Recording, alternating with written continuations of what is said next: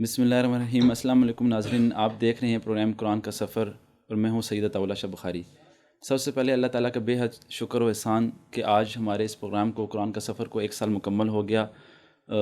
13 جنوری 2020 پہ ہم نے جو یہ اپنا سلسلہ شروع کیا اور آج بھی الحمدللہ یہ سلسلہ جاری ہے۔ اور کوئی ایک بات، کوئی ایک لفظ، کوئی ایک ایسا جملہ کہ جو انسان کی شخصیت کو بدلنے کے لیے، اس کے کردار کو بہتر بنانے کے لیے اگر اس پلیٹ فارم سے، اس قرآن کا سفر سے اگر وہ ادا ہو گیا اور اس نے اپنا کردار ادا کر دیا تو گویا کہ ہمارے اس پروگرام کا مقصد پورا ہو گیا۔ اور بہترین ہیں وہ لوگ جو خود قرآن پاک کے حوالے سے جو گفتگو کرتے ہیں، قرآن پاک سکھاتے ہیں، جیسے کہ نبی پاک صلی اللہ علیہ وسلم کا بھی فرمان مبارک ہے، خیرکم من تعلم القرآن وعلمہ، کہ تم میں سے بہتر وہ ہے کہ جس نے خود قرآن سیکھا اور دوسروں کو سکھایا۔ تو یہ بڑی خوش نصیبی کی بات ہے کہ اللہ تعالیٰ جو ہے اپنی اعلیٰ ترین کتاب کو جو ہے آگے پہنچانے والے جو اللہ تعالیٰ لوگ منتخب کرتے ہیں اور وہ ہم تک قرآن پاک کی جو سیرت ہے، اس کی جو تعلیمات ہے وہ پہنچاتے ہیں۔ اور ایسے خوبصورت چہرے بعض اللہ تعالیٰ نے بنائے کہ جن کو دیکھ کر خود اللہ تعالیٰ یاد آ جائے۔ اور ہماری آج خوش نصیبی ہے، اس عادت ہے کہ ہمارے درمیان، ہمارے اسٹوڈیو میں جو شخصیت جنہیں ہمیں دعوت دی کہ وہ آ کر قرآن پاک کے حوالے سے گفتگو کریں، ہمارے درمیان موجود ہیں سجادہ نشین دربار عالیہ چورا شریف جناب پیر سید سعادت علی شاہ صاحب۔ بے حد شکریہ پیر صاحب آپ کا کہ آپ نے اتنا قیمتی وقت دیا۔ حضور والا یہ فرمائیے گا کہ بعض ہم دیکھ رہے ہیں کہ لوگ کہتے ہیں کہ جو وبا ہے کرونا وائرس، پورے 1 سال میں جو ہم نے دیکھا جس قدر اس نے جو ہے ایسا مشہور زمانہ ابھی تک یہی چیز ہے، تو بتایا جاتا ہے، کچھ لوگ کہتے ہیں کہ جو وبا ہے یہ اللہ تعالیٰ کی طرف سے عذاب ہے، کچھ کہتے ہیں آزمائش ہے، سزا ہے، کچھ نے کہا کہ نہیں یہ تو سازش ہے غیر مسلموں کی، دنیا کی تعداد کو کم کرنے کے لیے یہ ایک بہانہ ہے۔ تو اس کے حوالے سے ہمیں بتائیے گا یہ اصل میں ہے کیا، اور اس سے بچنے کے لیے قرآن پاک کی ایسی کوئی جو ہے وبا سے بچنے کے لیے وظیفہ، کوئی عمل، وہ بھی ہمارے ناظرین کو بتائیں۔ اعوذ باللہ من الشیطان الرجیم، بسم اللہ الرحمن الرحیم، اللہم صلی علی سیدنا مولانا محمد وعلی آل سیدنا مولانا محمد وصحاب سیدنا مولانا محمد بارک وسلم۔ سب سے پہلے تو میں آپ کو بے حد مشکور ہوں کہ آپ نے مجھے اپنے اس چینل پر بلایا اور ہمیں دعوت دی اور ہم اپنی معروضات جو ہیں اپنی قوم تک پہنچا سکیں۔ جی، آپ نے کرونا کے حوالے سے، یہ ایک بیماری ہے، کرونا کے حوالے سے آپ نے ہمیں یہ تقریباً 3 سوال کیے ہیں جی، کہ یہ وبا ہے، عذاب ہے یا آزمائش ہے۔ جی، اس کے حوالے سے جب ہم بحیثیت انسان دیکھیں تو اس کی لپیٹ میں پوری دنیا ہے، بے شک، اور جب بھی اس بحیثیت مسلمان دیکھیں تو اس میں خوبصورت 2 پہلو تو بہت ہی خوبصورت ہے۔ اچھا، ایک پہلو یہ ہے کہ اللہ تعالیٰ جو ہے وہ مسلمانوں پر عذاب نہیں فرماتا، بے شک، آزمائش ضرور ہوتی ہے، صحیح، عذاب نہیں فرماتا۔ صحیح، عذاب آخر میں ہر بندے کے حساب کتاب اور اس کے فیصلے کے بعد ہوگا، اس سے پہلے آزمائش۔ ٹھیک، اور آزمائش میں ایک خوشگوار پہلو یہ ہے کہ بندہ بحیثیت عابد اپنے معبود کی طرف متوجہ ہو جاتا ہے، صحیح، اور ہمیں اس حوالے سے متوجہ ہونا بھی چاہیے۔ قرآن کریم میں اللہ تعالیٰ نے خود ارشاد فرمایا، جی، اور میں ہوں جو بیماریاں بھیجتا ہوں اور میں ہوں جو اس کی شفا دیتا ہوں۔ جی، لہٰذا ہم شفا کے لیے جو 2 راستے ہیں، ایک دوا کا اور ایک دعا کا۔ واہ، کیا بات ہے، دوا کے لیے بھی جو چیز ہم استعمال کرتے ہیں وہ میرے اللہ کی بنائی ہوئی تخلیق ہے، اور اس میں اللہ تعالیٰ نے ایسے اثرات چھوڑے ہیں کہ وہ اس کی قدرت یاد آتی ہے، اور اس کی بحیثیت خالق ہمیں پتہ چلتا ہے کہ ہمارا رب کتنی قدرت رکھتا ہے۔ جی، اس لحاظ سے دوا کے لحاظ سے حکیم، ڈاکٹر، ہاسپٹل وغیرہ موجود ہیں، صحیح، وہاں بیماریاں تشخیص بھی کی جاتی ہیں، اور تشخیص کے نتیجے میں اس کا علاج بھی کیا جاتا ہے، جس طرح کرونا کا کیا جا رہا ہے اور مزید اس پر تحقیق ہو بھی رہی ہے. ایک بات. دوسری بات، آپ دیکھیں کہ پوری دنیا میں بڑے بڑے یعنی وسائل والے ملک جو ہے وہ اس وبا کے سامنے عاجز اور بے بس نظر آتے تھے. اور آج بھی جو ہمارے یہ میڈیا ہے اس پر جو آوازیں وائرل ہو رہی ہیں اس پر ہے کہ جہاں دنیا میں کروڑوں تھے ہم لاکھوں میں پہنچے ہیں. ہمارا حفظان صحت کے حوالے سے بہترین رویہ ہم نے اختیار کیا ہے. یہ بالکل درست بات ہے. اس کے ساتھ ساتھ آپ کو یاد ہوگا کہ ہم نے بحیثیت قوم اللہ تعالیٰ کی بارگاہ میں رجوع کے لیے بڑا اہتمام کیا تھا. اور اللہ تعالیٰ بڑا کریم ہے، بے شک بڑا رحیم ہے. وہ اپنی مخلوق پر مہربانی فرماتا ہے، اس کی درگزر فرماتا ہے، اس کی کمزوریوں اور کوتاہیوں کو نظر انداز فرماتا ہے اور اپنی رحمتوں کا نزول فرماتا ہے. اور میرے خیال میں اسی نتیجے سے یہ جو ہے وہ جس نے قرآن پاک میں فرمایا لا یکلف اللہ نفسا الا وسعہا، کہ استطاعت سے بڑھ کر اللہ تعالیٰ بوجھ نہیں ڈالتے. ایسی ہے کہ وہ پہلے استطاعت دیتا ہے جی پھر بوجھ ڈالتا ہے. اور اگر بوجھ زیادہ آ رہا ہو نا جی اس کا مطلب ہے کہ آپ کو پتہ ہو نہ وہ اللہ تعالیٰ نے استطاعت بڑھا دی ہے. اللہ تعالیٰ کا کرم ہو چکا ہے.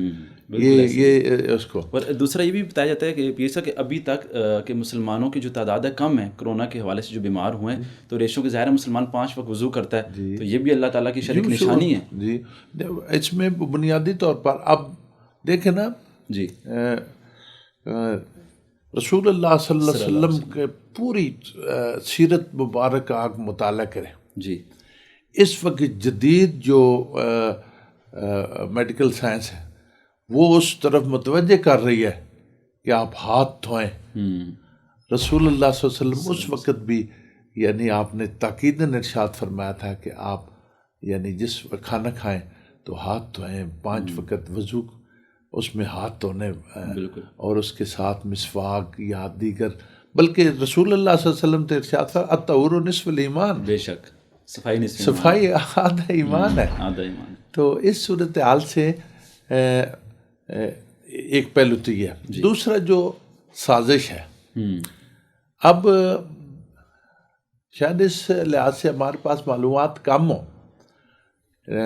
جو بین الاقوامی طور پر قوموں میں جو دوڑ لگی ہوئی ہے ہتھیاروں کی، اچھا اس میں بھی ایک دوسرے سے بڑھ کر پھر ہتھیار جو ہیں وہ کسی قوم کو زہر کرنے کے لیے بنائے جاتے ہیں.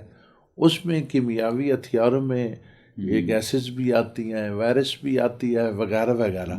لیکن میرے خیال میں ایسا نہیں ہے کہ کوئی انسانیت کی تباہی کے لیے اتنا بے حس ہو جائے کہ وہ انسانیت یعنی کسی قوم کے خلاف یا کسی ملک کے خلاف تو ہو سکتا ہے، پوری انسانیت کے خلاف میرے خیال میں ایسا ہونا بھی نہیں چاہیے. بالکل. تو پیر صاحب اس سے بچنے کے لیے کوئی ایسا وظیفہ عمل بتائیے گا کہ اس وبا سے بچنے کے لیے، تاکہ اس وبا سے بچنے کے لیے سب سے پہلے تو رجوع اللہ، صحیح اپنے رب سے رجوع کریں. ہم اکثر شارٹ کٹ کے اس میں رہتے ہیں، نہیں، پراپر جو طریقہ ہے، ہم مخلوق ہیں، ہمارا ایک خالق ہے، ہمارا ایک ایمان ہے، ہمارا ایک اسلامی نظریہ ہے جس نظریے میں ہمارا ایمان ہے کہ اللہ تعالیٰ خالق و مالک ہے، وہی ایک ذرے سے لے کر آفتاب عالم آفتاب تک کا خالق و مالک ہے، کوئی شک نہیں. اور اسی نے ان کو توازن دیے ہوئے ہے اور اسی کے حکم سے انہوں نے سب نے اٹھ جانا ہے. صحیح. لہٰذا پہلی تو بات یہ ہے کہ میں اپنی قوم سے گزارش کروں گا کہ صمیم قلب سے جی کوئی بھی وبا ہو، یہ نہیں کوئی بھی وبا ہو، اس سے نجات کے لیے اپنے اللہ کے حضور جو ہے وہ رجوع کریں. دوسری چیز اس کے حوالے سے جو اتھارٹیز ہیں، یعنی ڈاکٹرز نے جو معیار قائم کیا ہے، ایس او پیز جسے ہم آسان الفاظ میں ایس او پیز کہتے ہیں، ان پر عمل کیا جائے. ان پر عمل کیا جائے، درمیانی فاصلے کو برقرار رکھا جائے، اور جہاں بہت زیادہ رش ہو وہاں ماسک استعمال کیا جائے. سینیٹائزر سے ہاتھوں کو وقتی طور پر جو ہے وہ یہ باتیں اس طرح بھی نشاندہی کرتی ہیں دین میں، جیسے آپ نے بتایا کہ اگر اللہ پہ توکل آپ کریں، اونٹ کو باندھیں پھر اللہ پہ توکل کریں. ہاں یہ ایسی ہے کہ اس پر حضرت علی کرم اللہ وجہ کریم کا فرمان ہے کہ اونٹ کا جو ٹانگ ہے باندھ کر اللہ کے پر توکل کریں، چاروں ٹانگیں کھول کر اللہ پر توکل نہ کریں. اللہ تعالیٰ نے ہمیں شعور کے ساتھ علم دیا ہوا ہے. واہ، وہ شعور تو حیوانوں میں بھی ہوتا ہے، علم دیا ہوا ہے. علم جو ہے وہ اس بات کی رہنمائی کرتا ہے کہ اونٹ کو قابو میں رکھنے کے لیے اس کی چوتھی ٹانگ باندھنی بہت ضروری ہوتی ہے. تو اس لحاظ سے ہم صفائی ستھرائی کے ساتھ ساتھ یہ جو سوشل ڈسٹینس ہے اس کو برقرار رکھیں، ماسک کا جہاں رش ہو استعمال کریں. پچھلے دنوں میں جب یہ وبا بہت زوروں پر تھی نا، پچھلا جو اس کا آیا، اس میں لوگ کہتے تھے، یعنی وہ ایک سوچ ہے، کسی کی انفرادی سوچ بھی ہوتی ہے، اجتماعی سوچ بھی ہوتی ہے. وہ سوچ تھی کہ فلاں جگہ پر اتنے بندے اکٹھے ہو رہے ہیں، مساجد میں کیا ہوگا، یا امام بارگاہوں میں کیا ہوگا، یا وغیرہ. تو میرا خیال ہے کہ کسی غلط چیز کو ریزن بنا کر جو ہے وہ میرے خیال میں غلط رویہ نہیں استعمال کرنا چاہیے.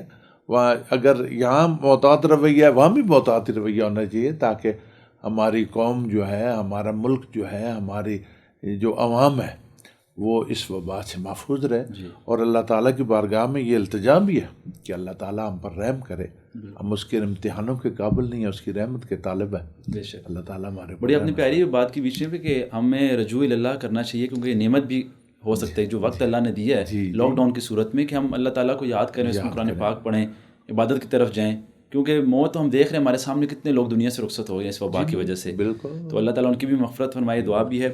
اچھا، اسی کے ساتھ حضور والا یہ فرمائیے گا، قرآن پاک کے حوالے سے ہم دیکھیں ایک نام بڑا زبردست علامہ اقبال صاحب کا، کہ قرآن پاک کے اوپر جیسے ان کی نظر تھی، جس طریقے سے وہ قرآن پاک کی چیزوں کو سمجھ کر، آپ اشعار کی صورت میں دیکھ لیں، جس طرح فرمایا کرتے تھے کہ ابھی بھی یہ شعر چلتا ہے، وہ معجزت زمانے میں مسلمان ہو کر ہم خوار ہوئے تارک قرآن ہو کر. اور اس کے علاوہ اور بھی بہت سے ایسے اشعار، لا ریب تیری روح کو تسکین ملے گی تو قرب کے لمحات میں قرآن پڑھا کر، اور یہ ساری چیزیں. تو اس طرح پیر صاحب یہ فرمائیے گا کہ علامہ اقبال صاحب کا جیسے نظریہ قرآن پاک کے حوالے سے تھا، تو آج کے جو شعراء ہیں اس قدر ان کی جو ہے شاعری میں قرآن پاک کی وہ چیز دیکھنے میں نہیں آتی جیسے کہ پہلے علامہ اقبال صاحب کی آتی تھی. میں آپ کو عرض کروں، علامہ اقبال اللہ تعالیٰ ان کو غریق رحمت فرمائے، اور وہ ہماری قوم کے محسن ہیں، وہ ہمارا قوم کا اثاثہ ہیں. اور ان کا دیکھنا، انہوں نے جو قوم کے لیے ایک ویژن یا ایک نظریہ قرآن کریم کے حوالے سے ایک بیان کیا، بہت خوبصورت. انہوں نے کہا کہ قوموں کے لیے موت ہے مرکز سے جدائی، قوموں کے لیے موت ہے مرکز سے جدائی، ہو صاحب مرکز تو خودی کا ہے خدائی، اور جو فقر ہوا تلخی دوران کا گلہ من، اس فقر میں باقی ابھی بوئے گدائی. انہوں نے مسلمانوں کو بحیثیت قوم تربیت کی کوشش کی ہے. اس وقت شومی قسمت کہ جس نام پر ہم نے تمام لوگوں کو اکٹھا کرنا تھا، عالم اسلام کو اکٹھا کرنا تھا، اسی پر ہی ہم جو ہے بکھرے ہوئے بھی نظر آتے ہیں. اس میں اگر دیکھیں کسی کے اگر ایک عمومی لفظ ہم استعمال کرتے ہیں کہ سازش ہو گئی ہے، سازش کرنے والے نے بھی اگر کوئی ذہن استعمال کیا ہوگا، اللہ تعالیٰ نے ہم کو بھی اس سے عاری تو نہیں کیا، ہم بھی اس سازش کو ناکام کرنے کے لیے بھی ذہن استعمال کر سکتے ہیں. صحیح. تو علامہ اقبال نے پوری یعنی اقوام کو، جو اقوام اسلام کا جو جتنا بھی پوری دنیا میں اس کو امت مسلمہ، اس کو بحیثیت قوم استوار کرنے کی کوشش کی ہے. صحیح، بحیثیت قوم. جس طرح دیکھنا اللہ تعالیٰ، اب یہ دیکھنا مزاج قدرت بھی اور اسلوب نبوت بھی، کہ رسول اللہ صلی اللہ علیہ وسلم نے اجتماعیت کا درس دیتے ہوئے 5 وقت مسلمانوں کو باجماعت نماز ادا کرنا. پھر اس کو 8ویں دن پروموٹ کیا ہے کہ آپ جمعۃ المبارک پر سارے اکٹھے ہیں، علاقے کے اکٹھے ہو جائیں. پھر سال کے بعد حج کے موقع پر بیت اللہ شریف میں اکٹھا ہونا. اسی طرح عیدین کا. تو اس طرح یہ وہ تصور ہے جو اللہ چاہتا ہے، اتفاق ہو، اتحاد ہو باہمی. اور وہ اسی صورت میں ہو سکتا ہے کہ اگر میں اپنا کوئی ذہن لے کر بیٹھتے ہوں، آپ اپنا ذہن لے کر بیٹھتے ہیں، کوئی اور اپنا ذہن لے کر بیٹھتے، تو پھر جو ہے منتشر ہو جائے گا معاشرہ. جب تک ایک اپنا قومی نظریہ لے کر نہیں بیٹھیں گے، آپ اپنا نظریے کے ساتھ متفق ہو کر نہیں بیٹھیں گے، اس وقت تک قوم اکٹھی نہیں ہو سکتی. اور وہ ہے ہمارے پاس قرآن کریم، وہ چیز ہے ہمارے پاس دین اسلام. صحیح. جب ہم دین اسلام کے جو مقرر کردہ قواعد ہیں اور دین اسلام کی مقرر کردہ دین اسلام جو ہے وہ صرف عبادات کا نام نہیں ہے. دین اسلام میں عبادت اپنی جگہ پر ہے، اس معاشرتی تقاضے اس نے اپنی جگہ بیان کی ہے، معاملات اپنی جگہ پر، تجارت کے اصول اپنی جگہ پر، وراثت کے قوانین اپنی جگہ پر، باہمی اتفاق و اتحاد کے ساتھ ساتھ اگر کوئی معاشرے میں نامواری ہوتی ہے تو پھر ایثار و قربانی کا ایک چیپٹر ہے. اگر کسی سے کمزوری ہے تو اس کے ساتھ مہربانی کریں، ذہنی قربانی کر کے اس کے ساتھ باہمی تعلقات کو. اس لیے رسول اللہ صلی اللہ علیہ وسلم نے ارشاد فرمایا کسی کے اندر اگر 99 کمزوریاں تو ایک اس کی اچھائی ہے، تو اس اچھائی کو لے کر پھر بھی اس کے ساتھ ناتا نہ توڑے، ناتا جوڑ کے رکھے. یہ دین اسلام کی وہ خوبصورت ترین رویہ ہے. لہٰذا اور ایک اور چیز بات ہے، آپ رسول اللہ صلی اللہ علیہ وسلم کا اسلوب مبارک چیک کریں. آپ نے معاشرے کو، آج کل پوری دنیا میں جو تعلقات ہیں نا، وہ تجارت کی بنیادوں پر دیکھے جا رہے ہیں. یعنی جیسے ہم اپنے لفظ میں کاروبار بھی کہتے ہیں اور وپار بھی کہتے ہیں. صحیح. رسول اللہ نے معاشرے کو کاروبار پر نہیں استوار کیا، اقدار پر استوار کیا. اقدار میں بڑی برکت ہوتی ہے، اقدار میں بڑی گنجائش ہوتی ہے. لہذا ہم رسول اللہ صلی اللہ علیہ وآلہ وسلم کی سیرت پاک کو اگر ہم بغور دیکھیں، مشاہدہ کریں، مطالعہ کریں تو اس کی طرف راغب ہوں تو یکسر بہت خوشگوار ماحول ہمارے معاشرے میں جنم لے سکتا ہے. یہ تلخیاں ختم ہو سکتی ہیں، یہ دوریاں ختم ہو سکتی ہیں، یہ نفرتیں ختم ہو سکتی ہیں. اور رسول اللہ نے یہ نفرتیں ختم کی ہیں، یہ دوریاں ختم کی ہیں. عربی کو اجمی اور اجمی کو عربی وہ درمیان کا فاصلہ ختم کر کے ان کو انسانیت کی تسبیح میں اور اسلام کی تسبیح میں پرو کر انہوں نے وہ فضیلت کی بنیاد سے تقویٰ ہے. بس تقویٰ جو وہ صرف فضیلت کی بنیاد پر. صحیح. اچھا، بالکل ٹھیک. پیر صاحب یہ بتائیے گا، جس طرح بھی ہم بات کرتے ہیں سیرت مصطفیٰ، قرآن پاک صلی اللہ علیہ وسلم قرآن پاک کی عکاسی کرتی ہے. سورہ حجرات اٹھا کر دیکھ لیں، جیسے معاملات بتائے گئے جو بھی آپ ذکر کر رہے ہیں معاشرے میں، کہ غیبت نہیں کرنی، لا یغتب بعضکم بعض فرمایا گیا، بالکل غلط گمان بھی نہیں رکھنا. اور اسی طرح ہم دیکھیں کہ آپ نے فرمایا کہ شروع آغاز ہی میں کہ لا ترفعوا اصواتکم فوق صوت النبی، تو وہ حکم صحابہ کرام کو دیا گیا کہ اپنی آوازوں کو بلند نہ کریں. تو آج ہمیں بھی ضرورت ہے کہ ہم چیزوں کو اپنائیں، اور جس طرح کہ نبی پاک صلی اللہ علیہ وسلم کے حوالے سے فرمایا جا رہا ہے کہ اپنی آوازوں کو بلند نہ کرو کہ کہیں تمہارے نامہ اعمال غرق نہ ہو جائیں. تو آج یہ بات کیسے امپلیمنٹ ہوگی؟ اس کا تمہیں پتہ بھی نہ چلے. تو یہ میں عرض کرتا ہوں نا. جی. ایک تو یہ ہے کہ اپنی آوازوں کو رسول اللہ صلی اللہ علیہ وسلم کی آواز سے بلند نہ کریں. جی. ایک تو ایک صورت تھی کہ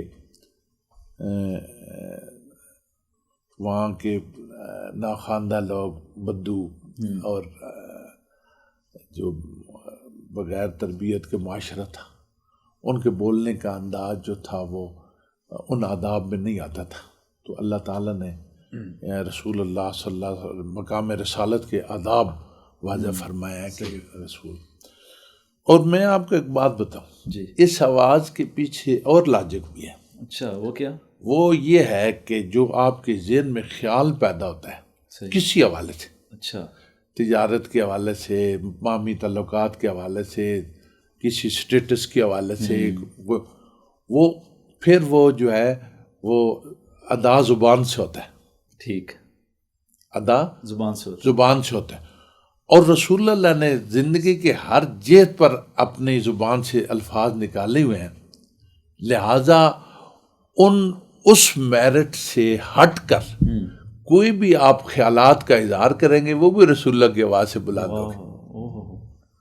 ٹھیک، لہٰذا آپ رسول اللہ اپنی زندگیوں کو، اپنے صبح و شام میں جو ہے آپ کا جو اٹھنا بیٹھنا ہے، آپ کے جو معاملات زندگی ہیں، اوورآل رسول اللہ کے عمل مبارک کے تابع رکھیں، تب آپ کی ہمیں جیت آپ کی شخصیت جو ہے وہ اس لقد کان لکم فی فی رسول رسول اللہ اللہ اسوۃ حسنہ. تو رسول اللہ صلی اللہ علیہ وسلم اتنی محتاط ترین رویہ تھا میرے آقا کریم علیہ السلام. ہم سوچ بھی، عورت آتی ہے کہتی ہے یا رسول اللہ بچہ کھجوریں زیادہ کھاتا ہے تو اس کو منع فرمایا. آپ نے ساتھ فرمایا کل لے آنا. دوسرے دن آ گئی، آپ نے اس بچے کو محبت بھی فرمائی اور منع بھی فرمایا. تو اس عورت نے عرض کی یا رسول اللہ یہ کام تو کل بھی ہو سکتا تھا. بالکل. تو آپ نے فرمایا کل میں خود کھجوریں کھا کر بیٹھ ہوا تھا، میں اسے کیسے منع کرتا. اچھا، اب یہاں ایک چھوٹا سا سوال پیدا تھا، کیا شکایت تو یہ تھی نا یہ بچہ زیادہ کھاتا ہے، زیادہ کھجوریں کھاتا ہے، ٹھیک ہے، کیا رسول اللہ خود زیادہ کھا کر بیٹھے ہوئے تھے؟ بہت اہم نقطہ ہے. صحیح. کیا رسول اللہ زیادہ کھجوریں کھا، جس طرح ابھی آپ نے تلاوت لقد کان لکم فی رسول اللہ اسوۃ حسنہ، کہ حضور کا اسوہ حسن ہے، وہ زیادہ کھائیں تب بھی وہ معیار ہے، اگر وہ کم کھائیں تب بھی وہ معیار ہے. اب محتاط ترین رویہ کیا ہے کہ جس بچے کو نصیحت کرنی تھی اس کی ضرورت خوراک سے حضور نے زیادہ تر فلاح فرمائی ہوئی تھی. پھر آپ محتاط رویے کے بعد دوسرے دن احتیاط فرما کر اس کو نصیحت بھی فرمائی. بہت گہری بات بتائی آپ نے. یہ رسول اللہ کا زندگی کے یہ تو ایک پہلو ہے نا. جی جی، ہر پہلو میں عمرانی زندگی کہ ہر پہلو میں رسول اللہ کی ذات محتاط ترین اور معیار جو ہے رسول اللہ کا وہ اس یعنی اگر ہم لین دین میں حضور سے ہٹتے ہیں تو وہ بھی اوپر ہوتی ہے. ہم اپنے جو عزت بےعزتی کے معیار ہم نے مقرر کیے ہوئے ہیں وہ جو اسلام نے اور رسول اللہ نے مقرر اس سے ہٹ کر کہتے ہیں وہ بھی یہی تصور کرے کہ آواز اونچی ہو گئی ہے. لہٰذا اپنے آپ کو رسول اللہ کا متبع اور رسول اللہ کی تطوع میں رکھ کر ہی ہم معاشرے کو پرسکون بھی بنا سکتے ہیں اور ناخوشگواری سے ہی نہیں بچتا بلکہ نہایت ہموار بھی کر سکتے ہیں. بالکل صحیح ہے. اچھا، اسی طرح پیر صاحب یہ دیکھیں کہ جس طرح بھی آپ نے بتایا ہم بے شک کمزور ہیں اخلاقیات میں، معاملات میں، عبادت میں بھی ہم کمزور ہیں. لوگ کہتے ہیں کہ ہمیں دنیا کی کامیابی تو مل گئی ہے لیکن آخرت کی کامیابی کیسے ملے گی، یہاں تک کہ نماز بھی پڑھتے ہیں. کیا یہ نماز بس صرف عادتاً رہ گئی ہے 5 وقت کی، وہ خشوع و خضوع نکل گیا جس کی وجہ سے ان کو دل کا سکون نہیں میسر ہو رہا، کہ نماز پڑھ کر بھی کہتے ہیں کہ دل کا سکون نہیں ہے. قرآن پاک بھی پڑھ کر ایون کہ اس طرح طریقے سے جو ہے نا وہ سکون نہیں حاصل کر پاتے، حالانکہ قرآن فرماتا ہے، بے شک سچ فرماتا ہے کہ الا بذکر اللہ تطمئن القلوب. تو اس کا مطلب یہ ہے کہ ہماری وہ انٹینشن نہیں ہے قرآن پاک کے ساتھ، عبادت کے ساتھ، نماز کے ساتھ، وہ خشوع و خضوع ہی نہیں رہا، جس وجہ سے ہم اس چیز کو کیش نہیں کر پا رہے. اصل میں بات یہ ہے کہ جب تک مجھے آپ کی ذات کا ادراک نہیں ہوگا، جی، آپ کی ذات کا عرفان نہیں ہوگا، آپ کی ذات کی معرفت نہیں حاصل ہوگی، میری اندر کی جو صلاحیتیں ہیں یا جو مجھے اللہ تعالیٰ نے جوہر دی ہوگا جی جی، وہ آپ کی طرف متوجہ نہیں ہوگا. اللہ تعالیٰ کی ذات کا عرفان، رسول اللہ کی ذات کی معرفت، صحیح، اور قرآن کریم کی اہمیت و افادیت سے جب تک قوم بے بہرہ رہے گی، یہ سبکن تو اس کو ثواب ملتا رہے گا. عملی طور پر سکون جو اس سے ہوتا ہے صحیح ہے، اس سے یہ محروم رہیں گے، اس لیے کہ ان کو اس چیز کی معرفت ہی نہیں حاصل. صحیح. اس کے لیے ہم تگوداری نہیں کرتے. ہم بالکل دنیا میں دھنس کر رہ گئے. اور دنیا تو وہ اتنا ہی ایک کھیل ہے. میرے بزرگ دوست ہیں یوسف قمر، یہ جو ایک بڑی شورافاق منقبت ہے، میں تو پانچ تن کا غلام ہوں، یہ انہیں کی لکھی ہوئی ہے. وہ ایک جگہ پر لکھتے ہیں کہ رہنمائے حیات ہے عقل، عقل حاوی ہے کل زمانے پر. رہنمائے حیات ہے عقل، عقل حاوی ہے کل زمانے پر. دیکھیں نا کہ آپ ایک چھوٹی سی سوئی ہوتی ہے جی، اس کو ادھر ہوا میں معلق چھوڑے نا، وہ گر جائے گی. کہیں گے یہ کیا ہو؟ یہ کشش شکل ہے. جی. اور اگر اس کو پانی میں پھینکیں وہ اس میں ڈوب جائے گی. وہ کیا ہے؟ وہ کثافت اضافی ہے. صحیح. یہ دو چیز. لیکن وہ یہ سوئی جو ہے جی، وہ جو ہلکی سی ہے، بے وزن سی معلوم ہوتی ہے، وہ گر رہی ہے. اور اسی مٹیریل کا بنا ہوا ایک جہاز 300 آدمیوں کو اسلام آباد ایئرپورٹ سے لے کر جدہ شریف لے جاتا ہے اور ان کی زندگیوں کا ضامن بھی بن جاتا ہے. یہ عقل ہے. ہم سنتے تھے کہ عمر فاروق رضی اللہ تعالیٰ عنہ نے ممبر پاک پر بیٹھ کر سارے کو آواز دی تھی. آج ہم موبائل سے یہاں سے بے تکلف باتیں کرتے رہتے ہیں. وہ اس وقت تجسس تھا کہ یہ کیسے ہو سکتا ہے. یہ عقل ہے. رہنمائے حیات ہے عقل، عقل حاوی ہے کل زمانے پر، لیکن انسان کا ساتھ دے نہ سکی، رک گئی موت کے دہانے پر. اگر ہم یہ موت کے لمحات تک کے لیے زندگی گزارنے کا اہتمام و انسام کریں نا، تو پھر ہمیں درک ہوگی کہ ہم یہاں تک کیوں ٹھہرے ہوئے. پھر ہم رجوع اللہ قلبی طور پر کریں گے. رسول اللہ کی طرف ہم قلبی طور پر مائل ہوں گے. صحیح. قرآن کریم کی طرف ہم قلبی طور پر جو ہے رجوع کریں گے. تب اس کے فیوز و برکات فراہم ہوں گے. بالکل صحیح. تو ایسی چیزیں جو ہیں یہ معاشرے میں وہ لوگ جو ذمہ دار ہیں دینی حوالے سے، خانقاہیں ہیں، مدارس ہیں، اساتذہ ہیں، مرشد ہیں، ان کو چاہیے کہ وہ اپنا کردار کو فعال کریں اور اس حوالے سے تربیت کا وہ پھر دروازہ اور دریچہ کھولیں جو ہمارے بزرگوں نے ہمارے لیے چھوڑا تھا. صحیح. آج کل تو یہ وہ اقبال نے کہا تھا کہ آئی ہے وراثت میں انہیں مسند ارشاد اور زاغوں کے تصرف میں عقابوں کے نشے من.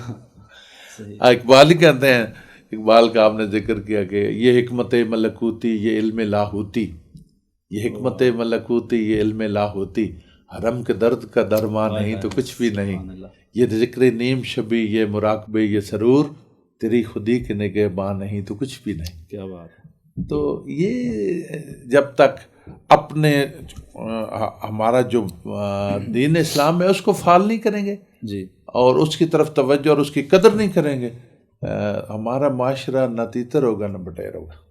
بالکل. بہت شکریہ آپ کا. جی ناظرین، پیر طریقت جناب سید سعد علی شاہ صاحب سجادہ نشین دربار آریہ چور شریف ہمارے ساتھ مخاطب تھے، اور آپ نے سنی کتنی پیاری باتیں انہوں نے قرآن پاک کے حوالے سے بتائیں.